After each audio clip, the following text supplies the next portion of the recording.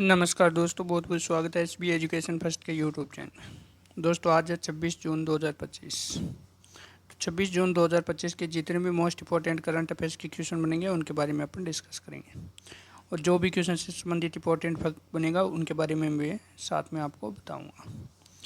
और इस वीडियो की PDF फाइल आपको हमारे टेलीग्राम चैनल पर मिल जाएगी। टेलीग्राम चैनल का लिंक मैं वीडियो के डिस्क्रिप्शन में डाल दूँगा, आप वहाँ से जाकर ज्वाइन हो सकती हो। और जो साथी चैनल पर नहीं हुआ वो साथी चैनल को सब्सक्राइब कर ले और बेल आइकन को प्रेस कर ले, ताकि आने वाली इंपॉर्टेंट लेटेस्ट वीडियो का नोटिफिकेशन सबसे पहले आप तक पहुंचे। और वीडियो के अंत में आपसे एक क्वेश्चन पूछा जाएगा जिसका आंसर आपको कमेंट बॉक्स में देना है। तो चलिए क्लास स्टार्ट करते हैं बिना देरी के। तो सबसे पहले करेंगे अपने पिछली क्लास का रिविज़न।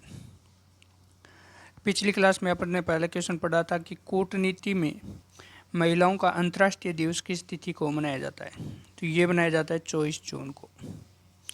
फिर अगला क्वेश्चन था कि हाल ही में किसे भारतीय प्रतिभूति विनिमय बोर्ड यानी सेबी में किसे नियुक्त किया गया है। तो ये तो नियुक्त किया गया अनुराधा ठाकुर को। अगला क्वेश्चन है हाल ही में चर्चा में रहा काली टाइगर रिजर्व किस राज्य में स्थित है। तो ये स्थित है कर्नाटक राज्य में। अगला क्वेश्चन है हाल ही में नेलई एस मुथु का निधन हुआ, वे कौन थे। तो वे थे इसरो के पूर्व वैज्ञानिक। अगला क्वेश्चन था कि 4 साल बाद भारत ने 2025 में किस एशियाई देश में अपना राजदूत नियुक्त किया है। तो ये किया है उत्तर कोरिया में। अगला क्वेश्चन हाल ही में मंगला भट्ट का निधन हुआ, वे कौन थी। तो वे एक थी कथक नृत्यांगना। क्या थी? एक कथक नृत्यांगना थी। अगला क्वेश्चन है हाल ही में कौन विश्व का तीसरा सबसे बड़ा घरेलू विमान बाजार बन गया है। तो ये बन गया अपना देश भारत। हाल ही में केंद्रीय मंत्री नितिन गडकरी ने 18 जून को राष्ट्रीय राजमार्गों पर यात्रा को आसान बनाने के लिए किस पहल की घोषणा की है। तो ये घोषणा की है फास्टैग आधारित वार्षिक पास की। किसकी? फास्टैग आधारित वार्षिक पास की। अगला हाल ही में 13वां ICC महिला वनडे विश्व कप 2025 कहाँ आयोजित किया जाएगा। तो ये आयोजित किया जाएगा भारत और श्रीलंका में। ये तो थे दोस्तों पिछली क्लास के क्वेश्चन। आज की क्लास के क्वेश्चन है, पहला क्वेश्चन है हाल ही में अंतर्राष्ट्रीय नाविका दिवस किस तिथि को मनाया जाता है। किस तिथि को मनाया जाता है अंतर्राष्ट्रीय नाविका दिवस। तो ये मनाया जाता है 25 जून को। किस तिथि को मनाया जाता है? 25 जून को। कौन सा दिवस मनाया जाता है? तो अंतर्राष्ट्रीय नाविका दिवस मनाया जाता है। तो सही आंसर हो जाएगा क्वेश्चन नंबर पहले का अपना ऑप्शन नंबर सी यानी 25 जून। डिटेल में समझते हैं इसको। अंतर्राष्ट्रीय नाविका दिवस प्रतिवर्ष यानी 25 जून को मनाया जाता है। कितनी जून को मनाया जाता है? तो 25 जून को मनाया जाता है। आगे बात करें वर्ष 2025 के लिए इस दिवस की थीम क्या है। थीम मोस्ट इंपॉर्टेंट है। थीम है हमारा महासागर। हमारा महासागर और हमारा दायित्व और हमारा अवसर है। तो थीम क्या है 2025 की? हमारा महासागर, हमारा दायित्व और हमारा अवसर। ये है 2025 की थीम।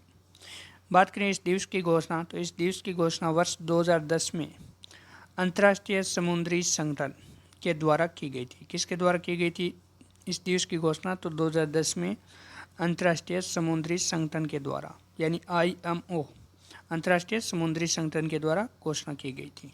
ठीक है, 2025 की थीम याद कर लेना। थीम है हमारा महासागर, हमारा दायित्व और हमारा अवसर। ठीक है, अगले क्वेश्चन की तरफ बढ़ते हैं। अगले क्वेश्चन से पहले अपन जान लेते हैं जून माह में अब तक मनाए गए मोस्ट इंपॉर्टेंट डे। बात करें 1 जून को, तो 1 जून को कौन सा दिवस मनाया गया था? तो विश्व दूध दिवस मनाया गया था। 2 जून को कौन सा दिवस मनाया गया? तो 2 जून को मनाया गया था तेलंगाना स्थापना दिवस मनाया गया था। 3 जून की बात करें तो 3 जून को मनाया गया था विश्व साइकिल दिवस। 4 जून को, तो 4 जून को मनाया गया था अंतर्राष्ट्रीय आक्रामकता के शिकार मासूम बच्चों का दिवस मनाया गया था। 5 जून को विश्व पर्यावरण दिवस मनाया गया था। 6 जून की बात करें तो 6 जून को मनाया गया था विश्व कीट दिवस। 7 जून को तो विश्व खाद्य सुरक्षा दिवस मनाया गया। बात करें 8 जून को, तो 8 जून को विश्व महासागर दिवस मनाया गया। 9 जून की बात करें तो विश्व प्रत्यान दिवस मनाया गया। 10 जून को तो विश्व नेत्रदान दिवस मनाया गया था। आगे बात करें 11 जून को, तो 11 जून को केबिज सिंड्रोम जागरूकता दिवस मनाया गया था। 12 जून की बात करें तो 12 जून को मनाया गया था विश्व बाल श्रम निषेध दिवस। 13 जून को अंतर्राष्ट्रीय एल्बिज्म जागरूकता दिवस मनाया गया। 14 जून की बात करें तो विश्व रक्तदान दिवस मनाया गया। 15 जून को वैश्विक पवन दिवस मनाया गया। 16 जून की बात करें तो अंतर्राष्ट्रीय पारिवारिक प्रेषण दिवस मनाया गया। 17 जून को विश्व मरुस्थलीकरण और सूखा रोकथाम दिवस मनाया गया। 18 जून की बात करें अंतर्राष्ट्रीय पिकनिक दिवस मनाया गया। 19 जून को विश्व सिकल सेल जागरूकता दिवस मनाया गया। 20 जून की बात करें तो 20 जून को मनाया गया था विश्व शरणार्थी दिवस। आगे बात करें 21 जून को, तो 21 जून को मनाया गया था अंतर्राष्ट्रीय योग दिवस। 23 जून को, तो 23 जून को मनाया गया था अंतर्राष्ट्रीय ओलंपिक दिवस। 24 जून को कौन सा बनाया गया था? 24 जून को बनाया गया था कूटनीति में महिलाओं का अंतर्राष्ट्रीय दिवस। यानी जून माह में अब तक इतने मोस्ट इंपॉर्टेंट डे मनाए गए जो कि एग्जाम की दृष्टि से मोस्ट इंपॉर्टेंट है।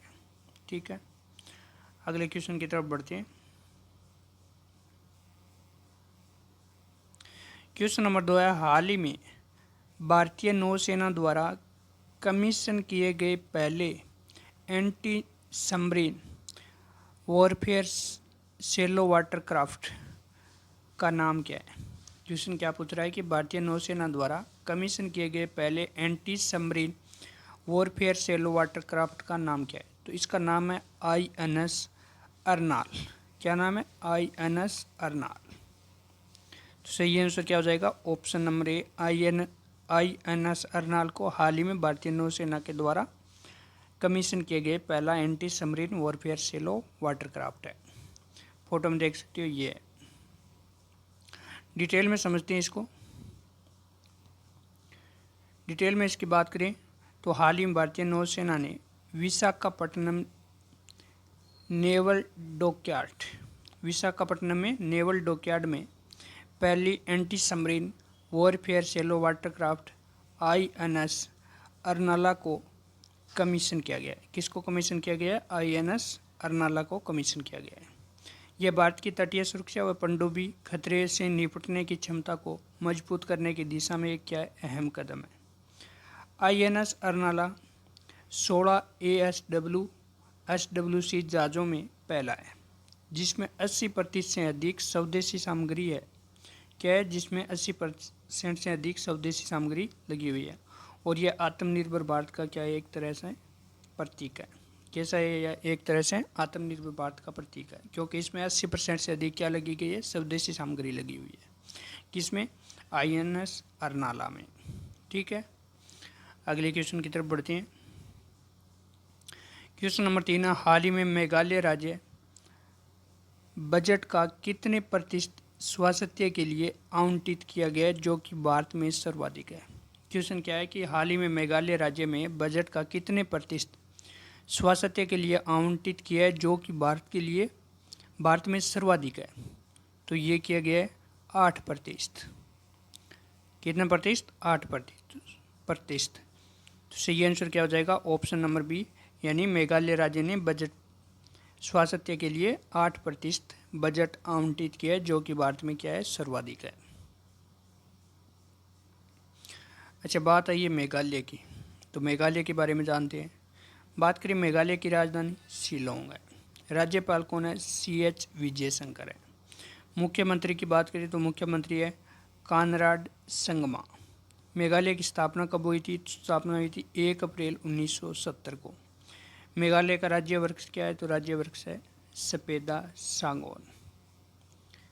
और ये है मैप में मेघालय, आप देख सकते हो। ठीक है, अगले क्वेश्चन की तरफ बढ़ते हैं। क्वेश्चन नंबर 4 है, हाल ही में कहाँ फूलों की नई प्रजाति पोर्टलाका भारत की खोज की है? कहाँ की है?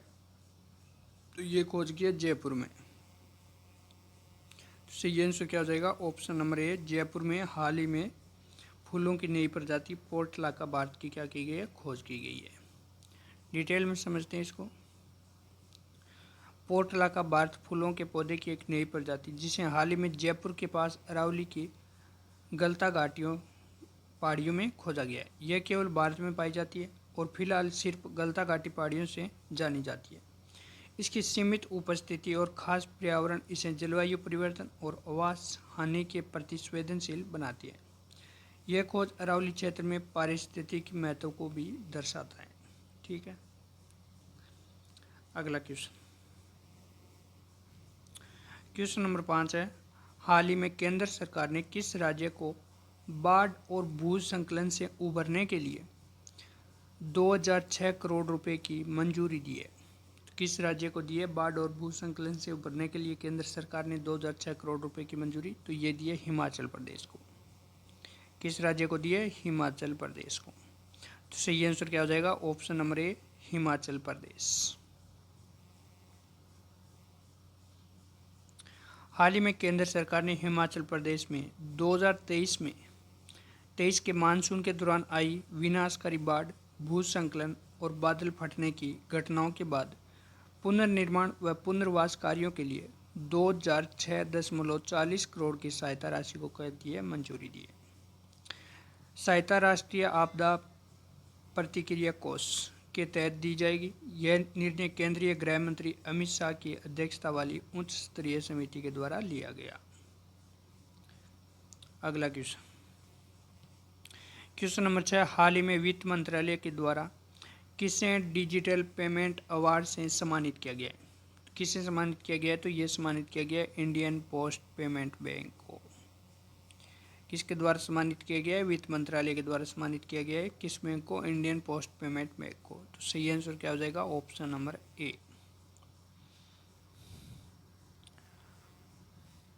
अगला क्वेश्चन, क्वेश्चन नंबर 7 है, हाल ही में भारत और किस देश ने कृषि सहयोग पर पहली संयुक्त कार्य समूह की बैठक का क्या किया है? आयोजित किया है।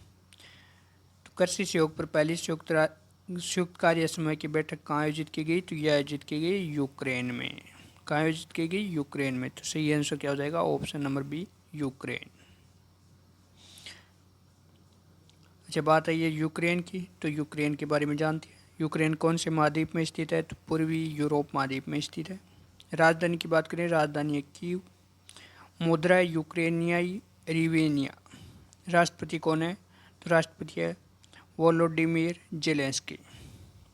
पड़ोसी देश की बात करें, पड़ोसी देश है बेलारूस, रूस, मालदोवा, रोमानिया, हंगरी, स्लोवाकिया और पोलैंड है।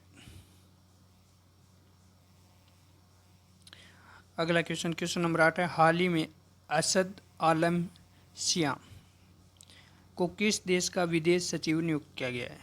क्वेश्चन क्या है कि हाल ही में असद आलम सियाम को किस देश का विदेश सचिव नियुक्त किया गया है? तो ये नियुक्त किया गया है बांग्लादेश का विदेश सचिव। किसे नियुक्त किया गया है? असद आलम सियाम को। किस देश का? बांग्लादेश का विदेशी सचिव नियुक्त किया गया है। तो सही आंसर हो जाएगा option number C, Bangladesh. Photo में देख सकते हो, ये है असद आलम सियाल, जिसको हाल ही में विदेश सचिव के रूप में नियुक्त किया गया है बांग्लादेश में। डिटेल में समझते हैं। अगला क्वेश्चन है, हाल ही में अंतर्राष्ट्रीय धार्मिक स्वतंत्रता शिखर सम्मेलन 2025 का आयोजन किस शहर में किया गया? क्या पूछ रहा है क्वेश्चन कि अंतर्राष्ट्रीय धार्मिक स्वतंत्रता शिखर सम्मेलन 2025 का आयोजन किस शहर में किया गया? तो ये किया गया नैरोबी शहर में। किस शहर में? नैरोबी शहर में आयोजन किया गया। तो सही आंसर हो जाएगा ऑप्शन नंबर ए, नैरोबी। चलिए डिटेल में समझते हैं इसको।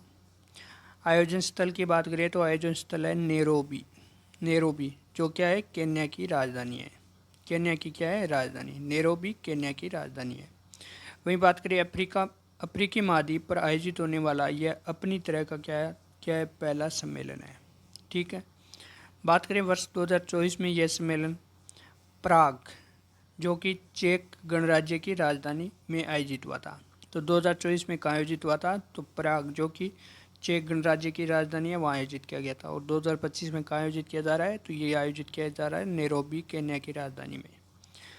बात करें 2025 में आयोजन की तिथि है, तो आयोजन की तिथि है 17 जून 2025 को।